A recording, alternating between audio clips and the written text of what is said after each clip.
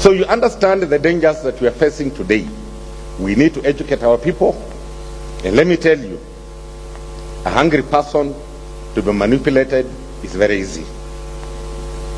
The performance of our economy has caused our young people to be manipulated very easily. We do not have a lot of time for prolonged discourse. We have time to go to the ground, educate our young men and women, let them understand we do not have another country. And that is only possible if we remove selfishness out of this leadership. Some of them amongst us. We must agree we have to go forward as a united front for the sake of this country. Now, if you refuse to play your role because it must be you, you are just as an enemy as the enemy you are discussing here, because you are not offering a solution. You must agree to play whatever role you will be given as a leader for the sake of the unity of our country. Munga will not provide employment tomorrow if we have chaos in this country. Neither will Mwangi carry Kenyans to DRC for them to look at business opportunities if there are chaos in this country tomorrow. You are here because you are scared something wrong is happening. Way forward. Let us go to the ground. You people must never have a preferred candidate. Let all of us work as a team, and at the right time, Kenyans will see who is this so qualified to take us through this very risky period. I want to urge all of you, and the problem is coming from the mountain, don't have preferred candidates. I have told you, as a community, we have demonstrated many times that we can vote for any Kenyan.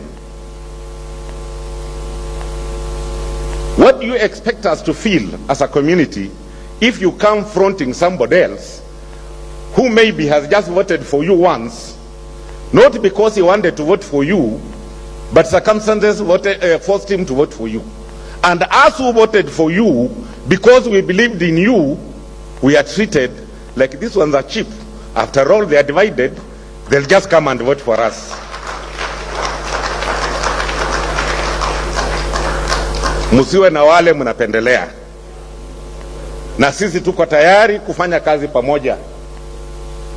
Na wale ambao wako nje na wale ambao wamekaa hapa. This team is a demonstration of ability to work together. Sisi tuko hapa team. Ile nyingine mlikuwa naye hata kubwa zaidi, ilikuwa mtu mmoja. Timu ilikuwa nani? So nani anapenda umoja? Ni hawa au ni wengine? Kwa hivyo nawaomba muwe wa kweli kwa roho zenu. Msichukue kiza kimoja mkifanye kionekane ndio cha maana zaidi. Ati wote tulishikana mikono. Hapana. Sisi tuliwapigia pila kushikana mkono. The Luyas were a majority in voting in Kibaki, more than Central Province. We did not have a handshake. We are willing Raila to be our president tomorrow if the program is fair. You must be willing Musalia or Kalonzo or Gideon to be a president tomorrow, because all of them are being treated equally and fairly. Musikuja na preferred candidate, mutaharibu. Mutaharibu kabisa. And that's all I came to tell you. Mungu awabariki.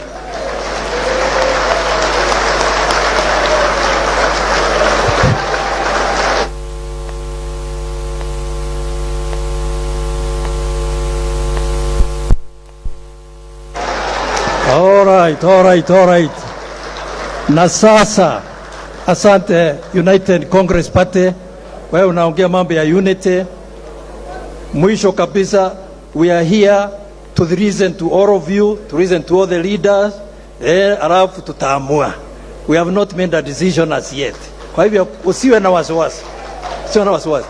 Kwa sasa, let's hear the party leader of Ford Kenya, none other than the famous Senator Wetangula Weta. Mara moja.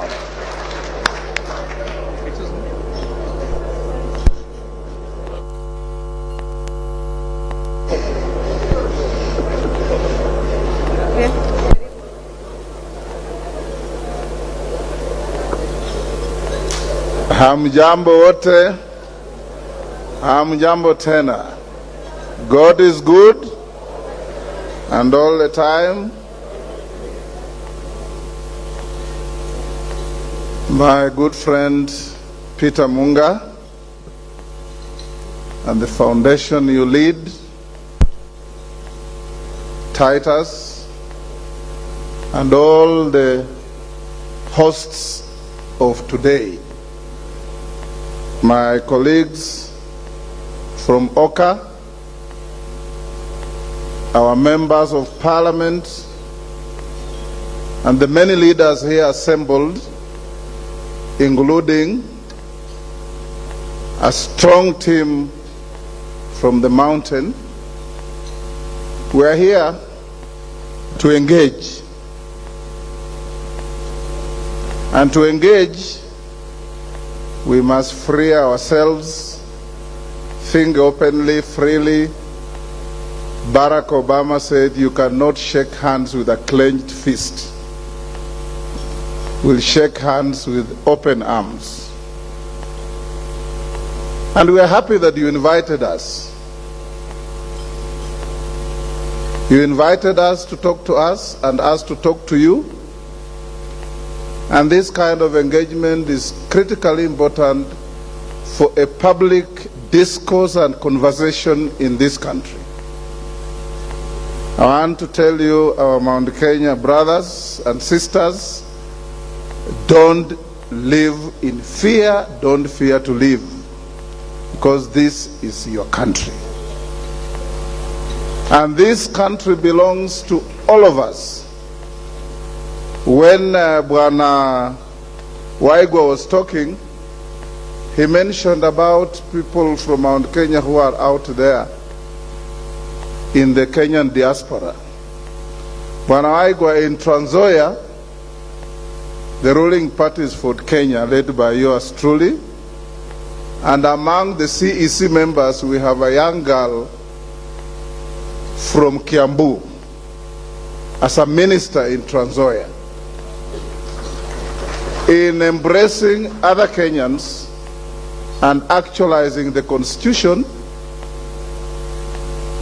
that devolution did not balkanize our country, but enhanced diversity and unity.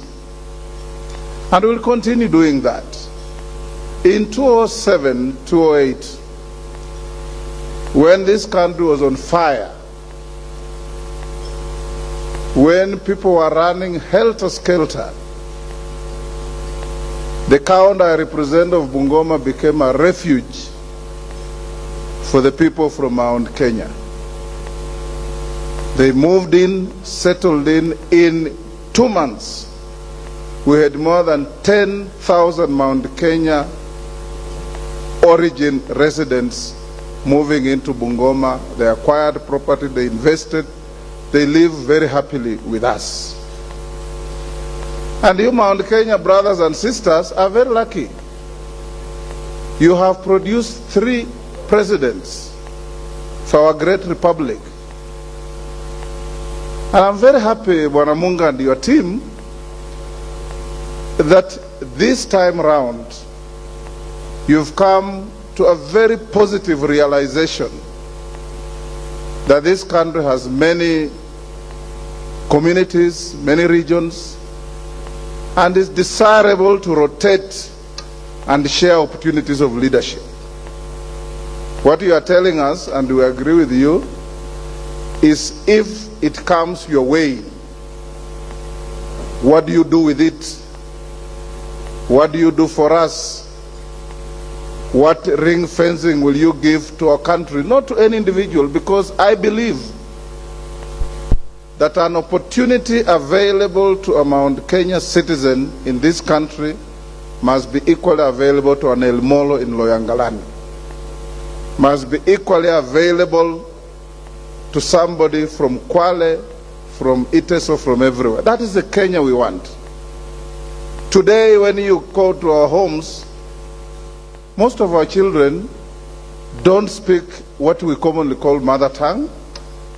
They have just one language, English or Swahili, and they're just Kenyans. Sheng is a corruption of one of the two. We want to build a country where opportunities are available to everybody, regardless of your background. I just came from US yesterday, and I met a gentleman from Meru in a Kenyan convocation in Los Angeles. And he showed me a deep wound and crack on his head. And he told me I was hit on the streets of Nairobi when we were fighting for the Constitution. I was locked up. I fled the country. I will not come back. I told him, please, if you want to come back, Kenya is different. Today, we are fighting with ideas, not with the stones, not with the sticks, and God forbid, not with guns. The Kenya we want is the Kenya we must create. There are no angels that will descend on our country to create our country. It is us. Like Kennedy said, don't ask what your country is doing for you. Ask yourself, what are you doing for your country? And we look at Mr. Munga here. He created Equity Bank from a microfinance to the largest bank in this country and in this region. We must salute him.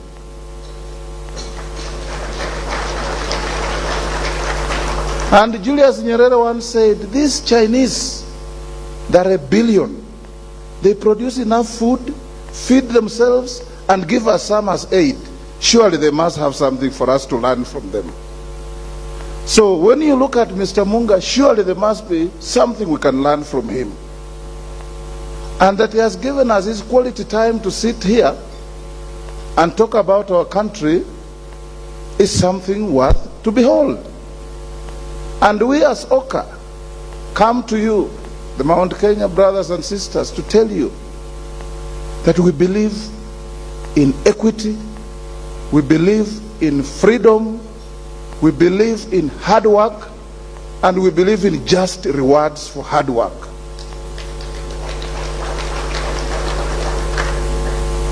You have the right people with you. Don't worry about us coming in a big number. In fact, in social life, there's security in numbers. So when you see 4 or 5 of us, don't worry. At some point, there will be the first among equals. And the first among equals will not be exalted because he's the first. He will be a person of humility, acceptability, and above all, the vision and the mission to change this country. We have walked a journey. I have also a story to tell about my relationship with Mzee Kibaki. I'm sure you from Mount Kenya know that in 2007, without me and Mother Karua, who are with Mzee Kibaki, hii kitu ingeenda. Munajua, mzee alikuwa amezingirwa.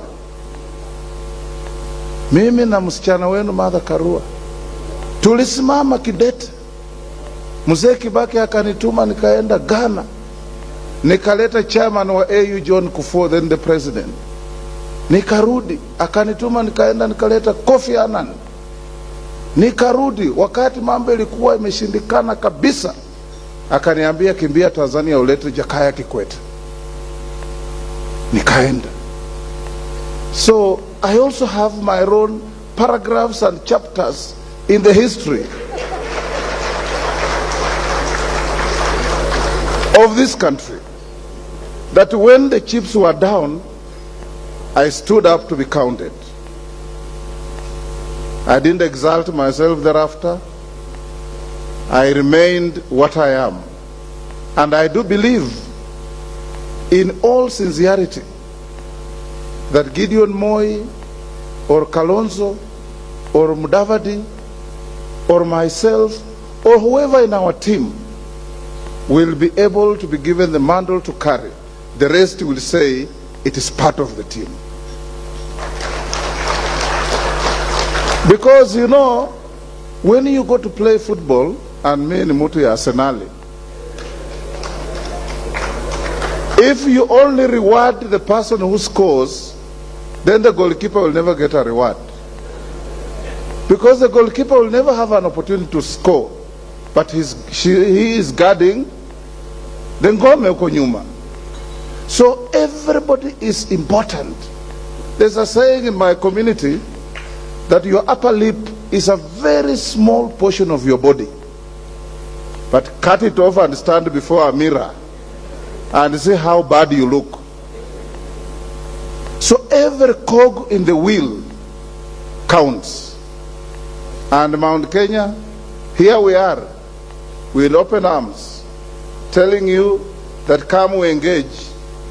And as we engage, we want to give you an assurance that never again shall a Kenyan rise against a Kenyan because of politics.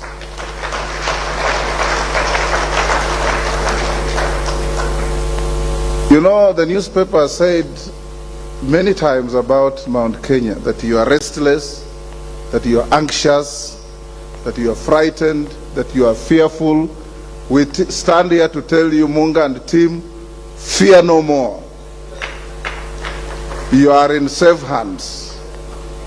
And this team, I can tell you, my brothers and sisters from Mount Kenya, we are tested, we are tried, we are proven, we are trusted, and we can deliver.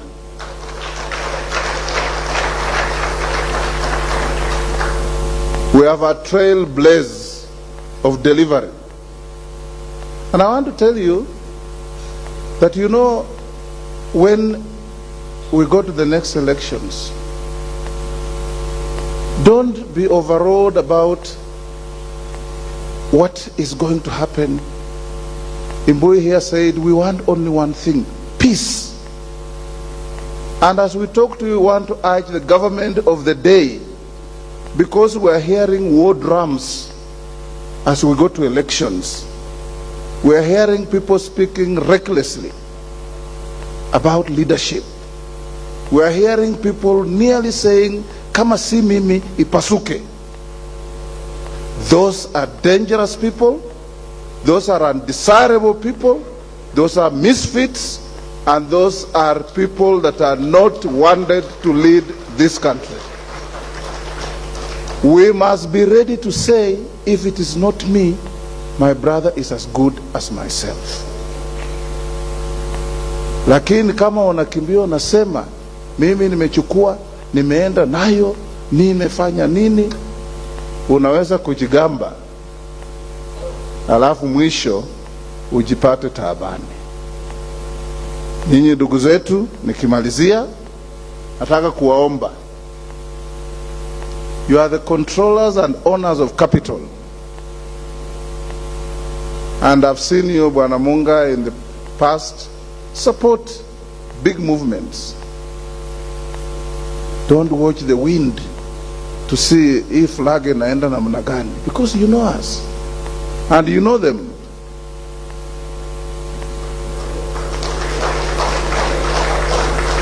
If you've made up your mind that you want to work with us, we are ready. If you've made up your mind that you want to walk this journey with us, we are ready. If you made up your mind that we are partners, we are ready. If you made up your mind that for us to have a cake for Kenyans to share, we must bake it together, we are ready. Kila mtu atachangia, ule wa kuni, ule wa unga, ule wa kiberiti, ule wa maji, ule wa sukari, ule wa mwiko, ule wa kijiko, ule wa sahani, kila mtu. Then we'll have a cake on the table. Then we can be able to talk about a one big happy family called Kenya, where nobody is in want, where the mention of a name does not send shivers down the spine of others, and where Kenyans are free to move from Mount Elgon and settle on Mount Kenya and vice versa. From the shores of Lake Victoria to the shores of Indian Ocean and vice versa. Tukifanya hivyo, ndugu zangu, we'll leave a legacy to our children, to our grandchildren, and to generations to come. That is called leaving this world better than you found it. And that is what we must do.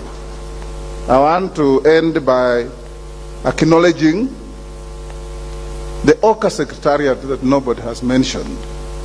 We have an OKA team here. You can stand up to be acknowledged. The boys and girls that have put us together, and we have supplicated ourselves to them and told them, be our managers, advise us, talk to us, we'll make the decisions as we move forward. Thank you.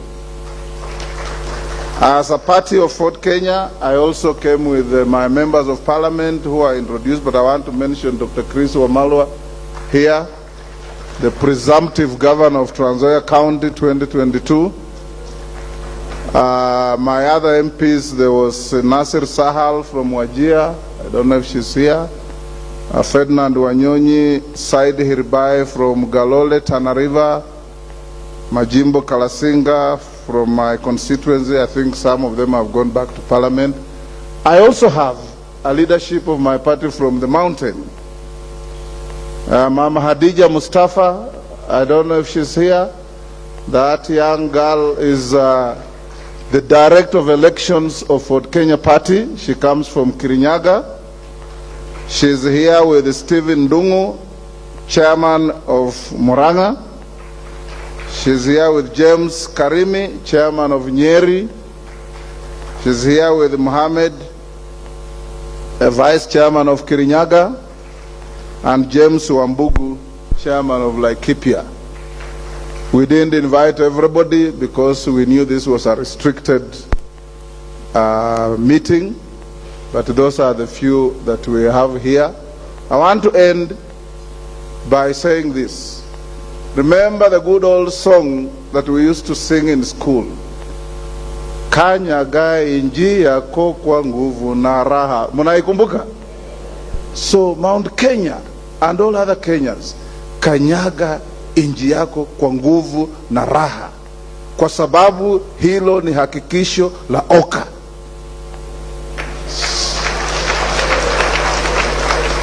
Na hilo hakikisho tutalitekeleza vilivyo, liwe liwalo, mchana usiku, inyeshe isinyeshe. We will hold you and all other Kenyans, and we will work as your public trustees for the good of this country, to make sure that you matter the same way I matter, because that is the Kenya we must have. Thank you. May God bless you.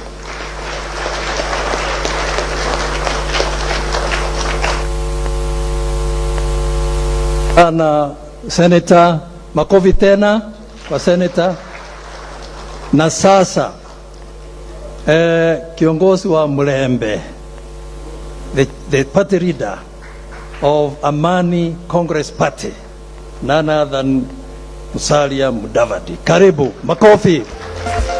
Mutangalia wega kweliro magana iguru kwa Ngai emwitirie maguta Kenya yothe leo theri ni monekui Mudavandia twike mutongoria witu Kenya yothe leo theri ni monekui Mudavandia twike mutongoria witu ANC ithe turenda thayo Kenya yothe Mudavandia tutongorie ANC tuthure maendeleo bandi ni mutongoria mwendi andu ANC tuthure maendeleo munda bandi ni mutongoria mwendi andu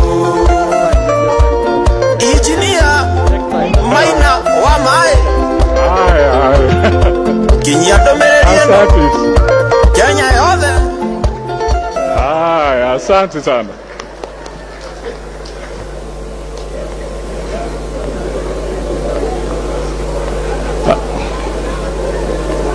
Okay.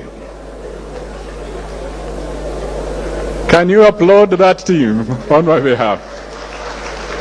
Thank you so much, ANC fraternity. Thank you so much. Now, let me start by acknowledging the leadership of the Mount Kenya Foundation, who have taken an extraordinary step in the current political dispensation to bring together Kenyans and parties for serious dialogue. Chairman Munga, Vice Chair Ibui, the directors, and all others who are associated with Mount Kenya Foundation, well done. This initiative is important because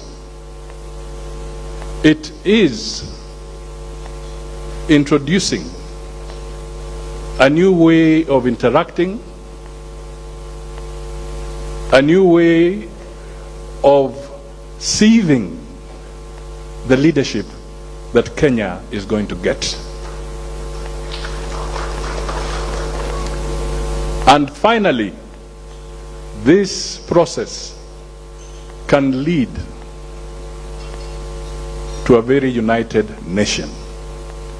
And I want to take this early opportunity to tell other stakeholders in this country, whether they are at the coast, whether they are in Western Kenya, whether they are in the Rift Valley, whether they are in Eastern Kenya, whether they are in Northern Kenya, let us borrow a leaf from the Mount Kenya Foundation in ensuring that there is proper dialogue without stone throwing, without jeering, but people listening to what others have to say. We want Kenyans to be persuaded by logic and not by the might of the gun or by the might of the stone.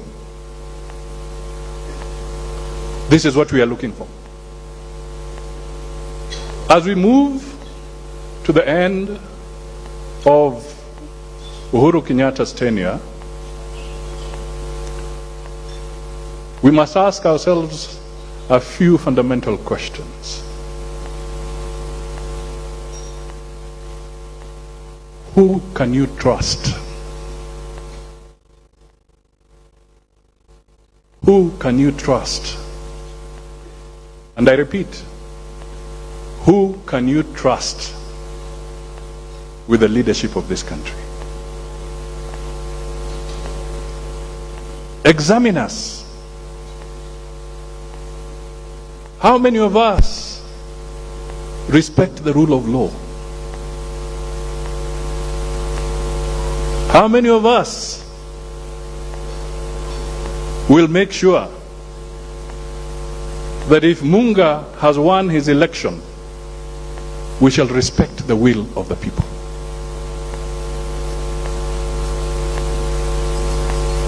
We must ask ourselves, who can you trust that given a position of authority, that individual, he or she, will not in any way misuse the office to visit hell and trouble on other Kenyans because they believe there's a grudge to settle?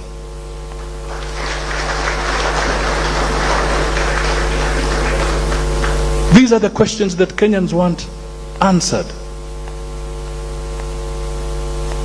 And they cannot be answered if everybody is not being given space to communicate and articulate their ideas. So I stand here, and the first message is that let us not vote in fear. Whether it is for or against, let us develop a culture where we shall not vote in fear.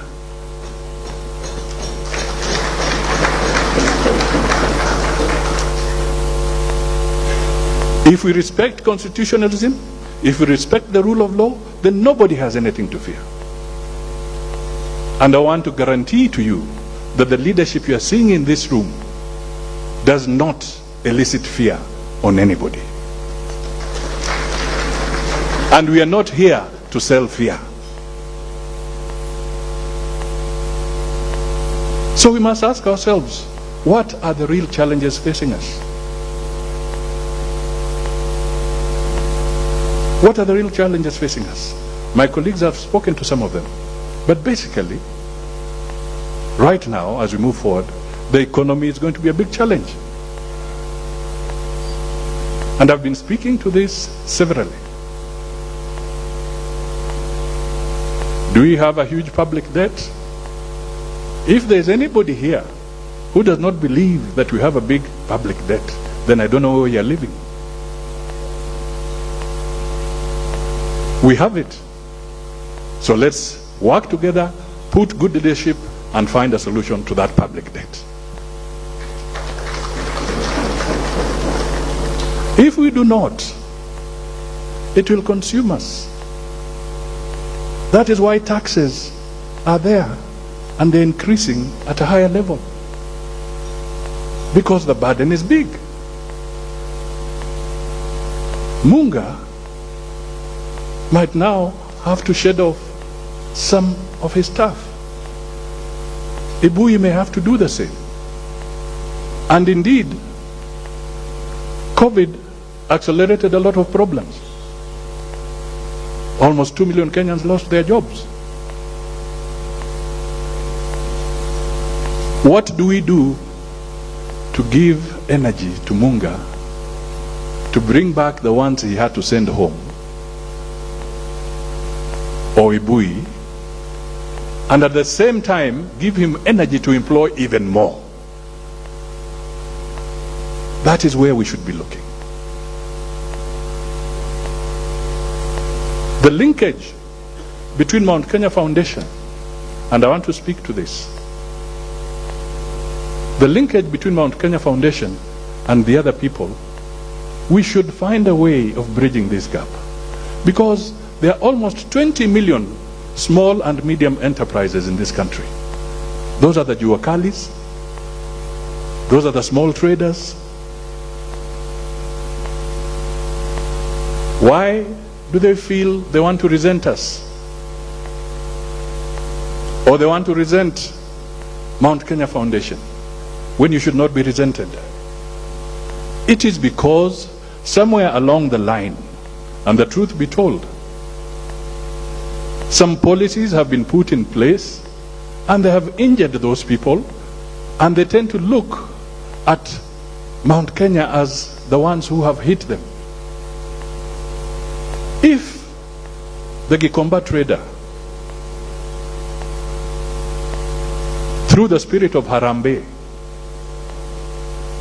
or cooperation, were sharing a container under the principle of the less than container load arrangement, and we sit at the treasury and we put a law that says they cannot cooperate, they can only bring in one container, if not, they are not in business. Gentlemen, who is creating resentment?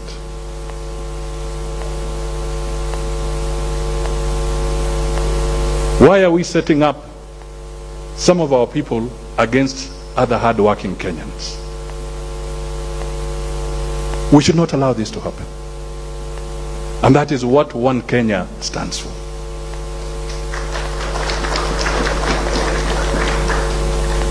We must embrace the big industrialist and also embrace the small business person.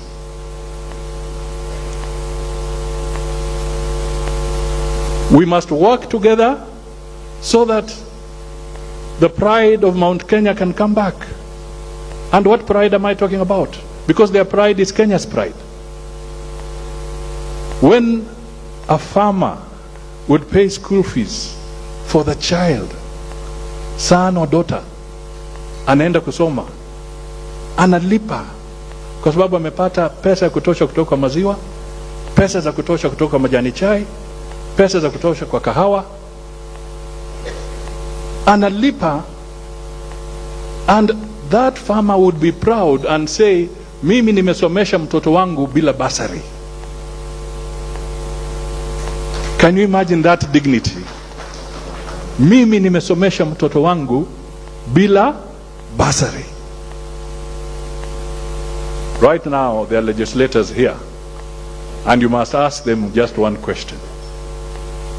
If you were to put a benchmark, wouldn't it be interesting to say that this year I had a queue of 100 applicants for bursary, but because the economy has improved, now I have received only 50 applicants, which means you are reducing the queue of those who are dependent. That is where we should be going. What can we do collectively? Borrowing from Equity Bank and others. What can we do to make sure that businessman in Kikomba, in Nyeri, in Meru, can have access to credit at a low interest rate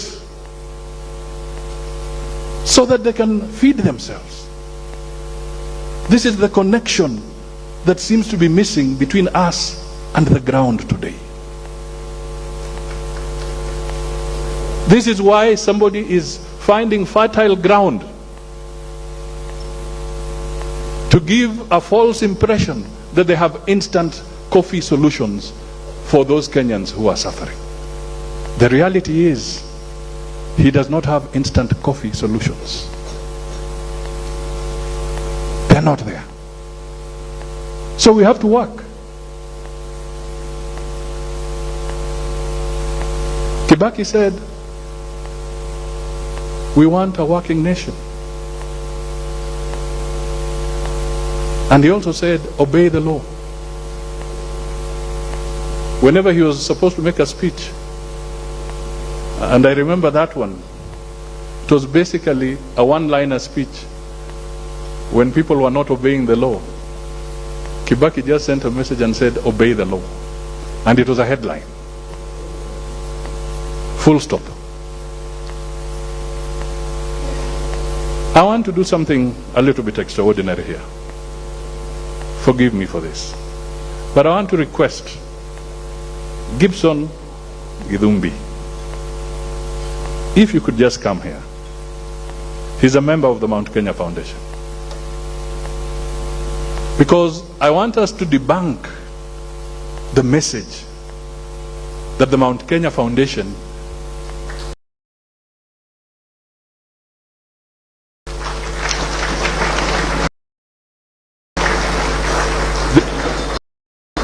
I was his junior, his rebel. Others call him Mono, depending on which school you are in. But why have I brought him here? And listen to me carefully. Because, and bear with me, because it's a very important message for Kenya.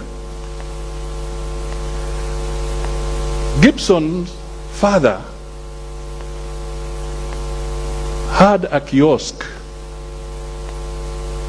at Westlands on Muthithi Road. And my father was also staying in Westlands. The kiosk is the one that educated Gibson.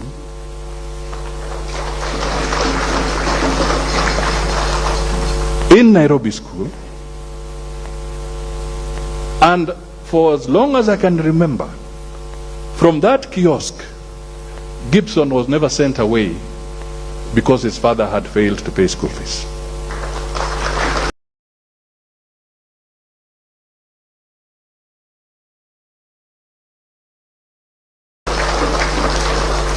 Right now, Gibson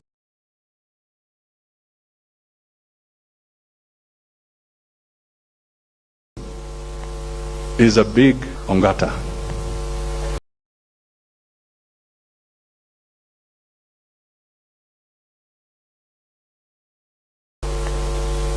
This is him.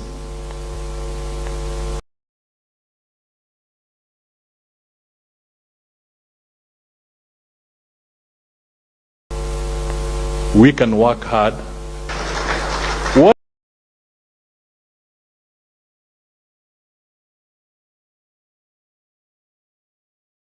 What we want to achieve is not a hustling nation.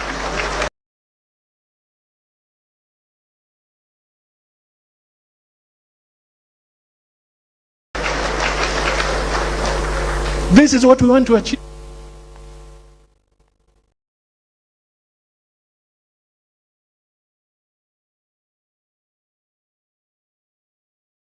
Whether it is tea, whether it is coffee, whether it is milk.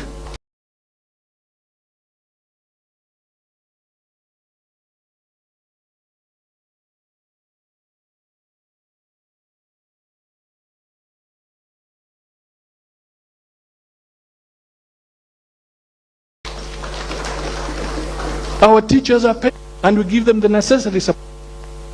At the end of the day, the theme is peace and unity. To achieve growth, you need peace. To have a working economy for everybody, yani uchumi bora na pesa mfukoni, we need peace. However, to sustain the peace, you also need a working economy. They underpin each other. So for us to have peace, let us create jobs for people.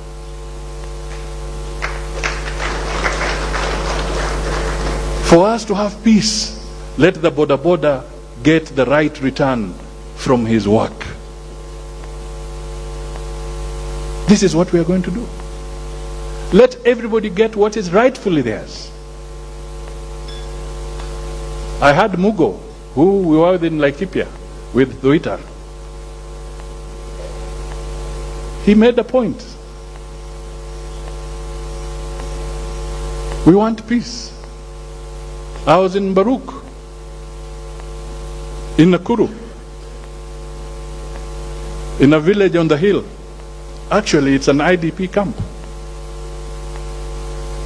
Only 2 weeks ago. After the conflict, 13 years later, not everybody has gone back to their shamba. I came across ladies who are asking me, we don't know who even picks our tea in Baruch. And there are similar cases of this nature. We must have a clear agenda to make sure that we can restore hope in the lives of these people.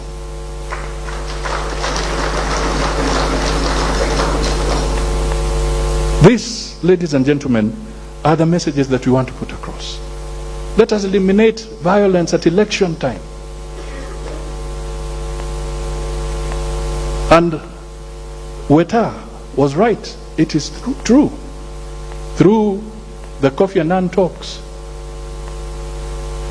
I would say that you people of Mount Kenya, you have a solid lady in Martha Karua.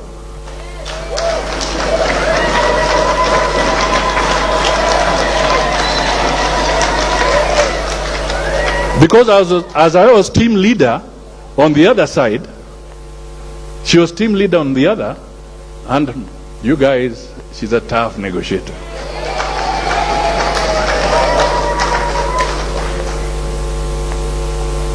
She doesn't blink. We want leaders that will not blink.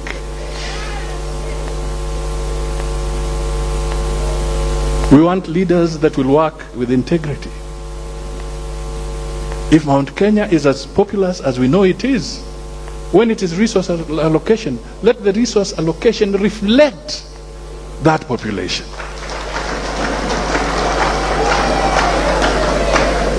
Let it reflect it. And equally, if there are challenges in other parts of the country, let us also find a way of compensating those extra challenges that may be in other parts of the country, so that everybody gets a fair chance. Let us make our judiciary work. Let justice be delivered on time. Ladies and gentlemen, this is what One Kenya stands for.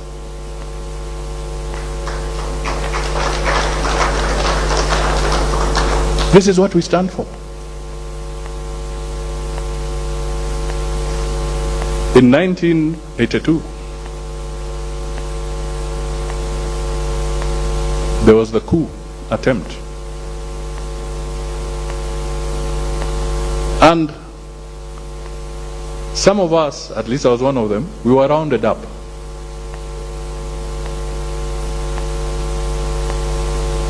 In a very strange way. A white Land Rover drove to Mululu at my mother's home. And in that Land Rover, there were about 5 well-fed men, hefty ones, who came in and they told my mother, "We want your son. He's actually a very good boy." This was at the university. And we'll bring him back. These guys took me away, and my mother never saw me for another 2 weeks. But I'm revisiting this because it is important that Kenyans also know that when there was that crisis, for 1 week before I found myself in Mululu, when my uncles were scared of taking me in because my father was in Mexico on duty, they were saying, just try and find your own way out. I actually went, through courtesy of a friend of mine who I went to school with, called Mukundi Wahome from Odhaya, and his father, Jindio Ngatia Wahome, allowed me to stay in his house for 1 whole week in hibernation. That tells you that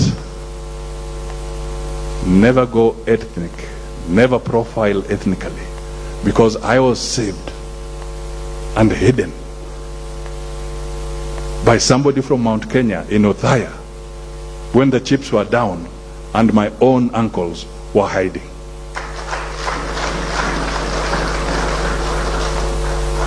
The message here is that we are one people. Let us hold hands and pull each other together. Let us change Kenya together. You cannot second guess Uhuru on matters of infrastructure in this country. You can't. He has done an extraordinary job.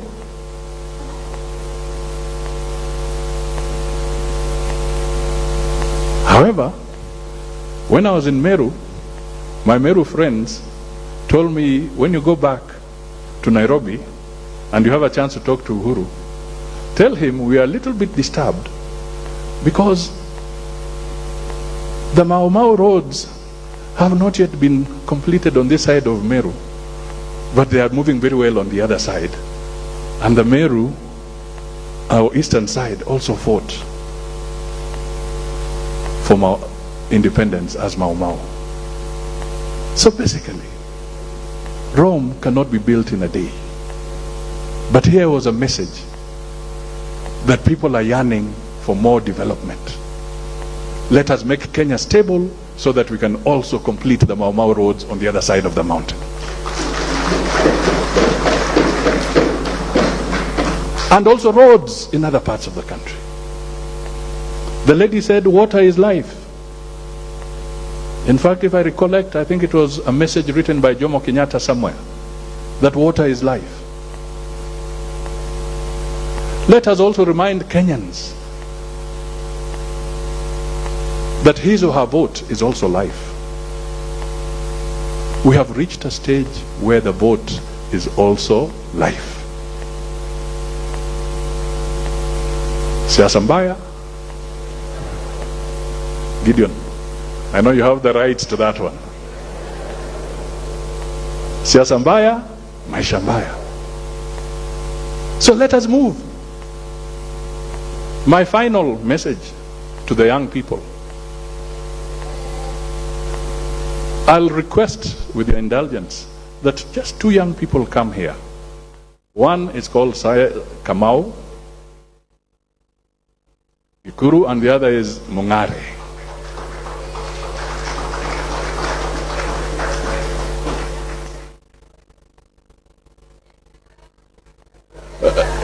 It will come.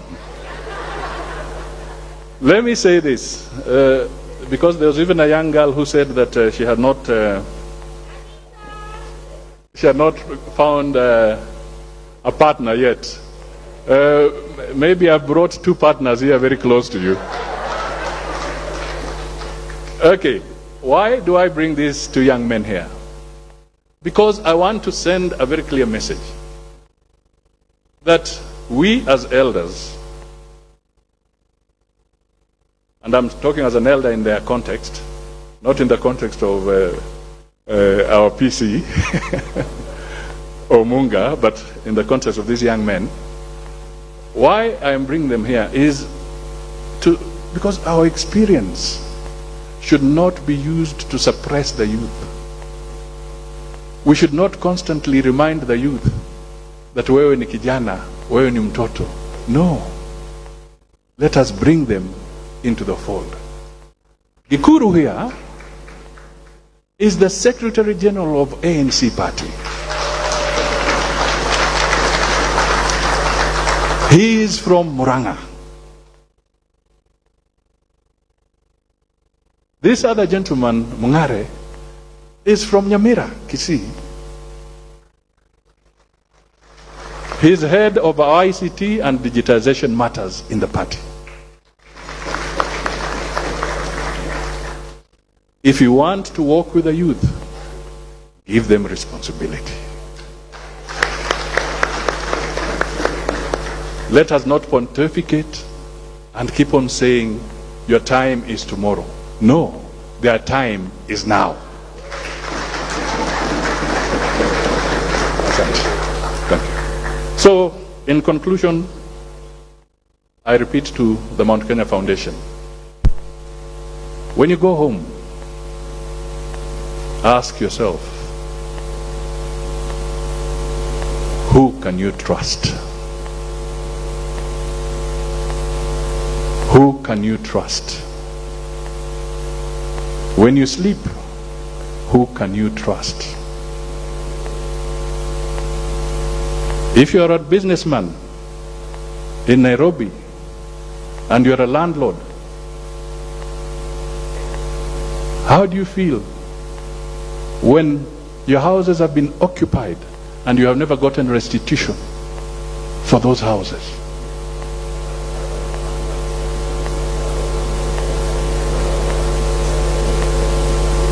These are the questions. Who can you trust? Who can you trust? Who can you trust? Who can you trust? God bless Mount Kenya Foundation, and let us work together.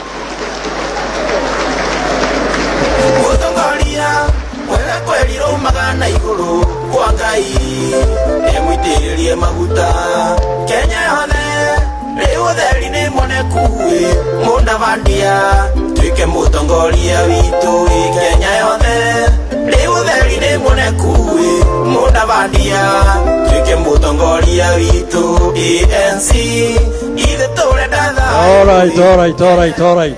Let's wind up. Before I give up the microphone, May I just recorrect on two issues after all that? Two issues. One of them is, why is Mount Kenya agitated? Mount Kenya is agitated, Cyrus Jirongo, because we are not going to field our own candidate. And we know we are exposed for reasons we have given. Number two, I want to tell you, we have done statistics. The economy of Rwanda, Burundi, and Southern Sudan cannot match the economy of Mount Kenya region. And yet, we the governors of Mount Kenya, the 11 governors, we cannot be able to give our kids, brilliant university kids, more than 10,000 from bursary, because we are not getting our fair share. When Ram is giving 100,000, Wambara is giving 10,000 or 5,000. That cannot continue. That's why we are afraid. Number two, this beautiful lady we are hearing is not worried. Getting more warriors, uniting. Because the love we are talking about, Senator Gideon, si ile love ya mapenzi, ni ile love God they love. Ile Jesus was preaching. Love your neighbor. We have a lot of love, and we just want more and more of you to unite so that we are assured of our future. We have not changed our boundaries in Mount Kenya region for the last 25 years. Please promise us, if you get these positions, within 100 days, you'll just make sure that happens. Mwisho kabisa. It is the issue of one man, one sharing, 1/4. One person, 1/4, one sharing. Asanteni sana, Bwana Imbwe, endelea.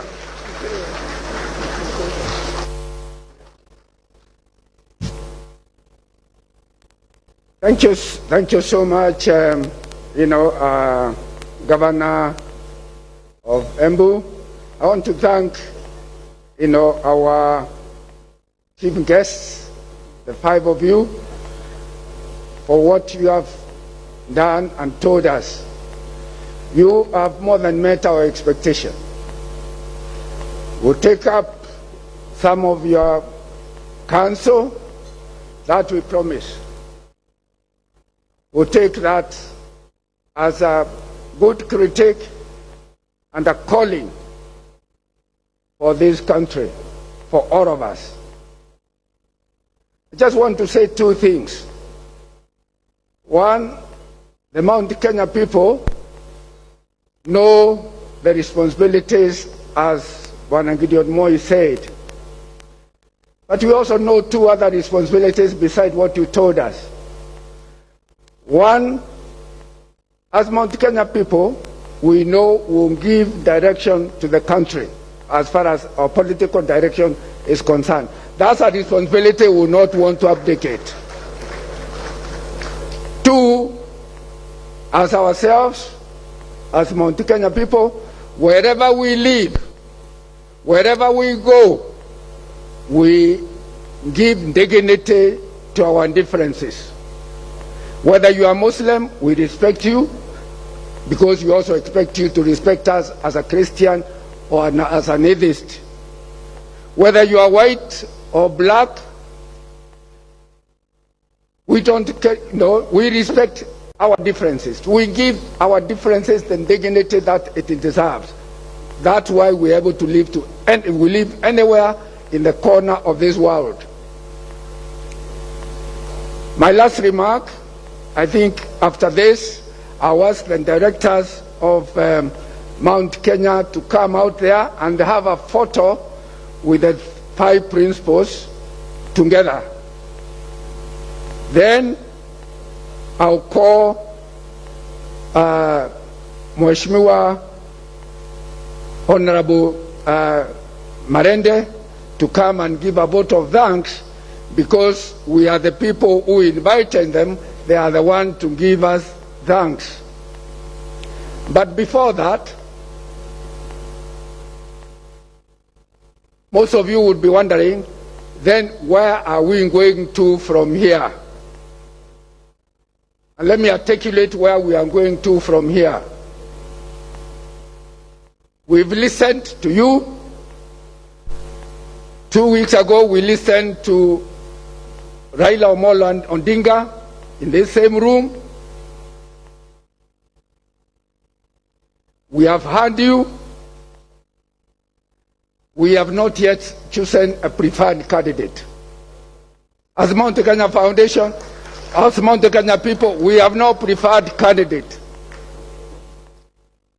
What we have done with these two events is to ask you as OKA team, get out into the Mount Kenya. We have given you the key to walk into Mount Kenya and they preach your gospel, preach your policies. Some of them you have articulated there, and then you convince the people. The process we follow as the people in this region to make a decision. Once you talk to them, or once you talk to us, we will deliberate and we will go to Limuru 3 as a community of Gema Nation. We will go to Limuru 3 and make a decision who we are going to support as a community. That is our process that we are going to follow. Don't get out and sell your policies. So to us, we only ask you one thing as OKA team. We ask you only one thing: respect our president. If you don't respect our president, you call him names, you say what? No, Mount Kenya people will not be with you. Uhuru to us is more than a Linda. He is a Mudhamaki. And it's important you as OKA team, you realize that. Respect our president. With this, I want to say thank you all for coming, and thank you for the wise ones that you have given to us. We have taken note and we move forward. So before I call Honorable Marende, I want to call the Mount Kenya Foundation and the 5 principals to come over here for a photo. Only those people, the principals plus the directors of Mount Kenya Foundation.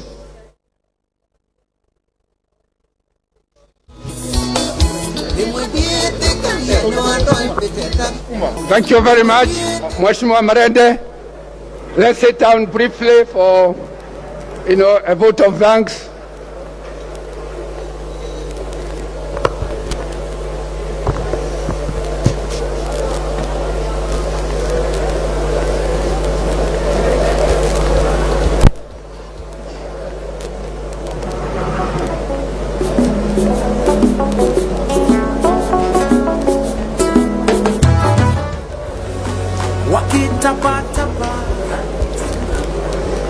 Ladies and gentlemen, please hear me. Order, order, order, ladies and gentlemen. Please hear me. Please hear me. Shall we all kindly be seated, please?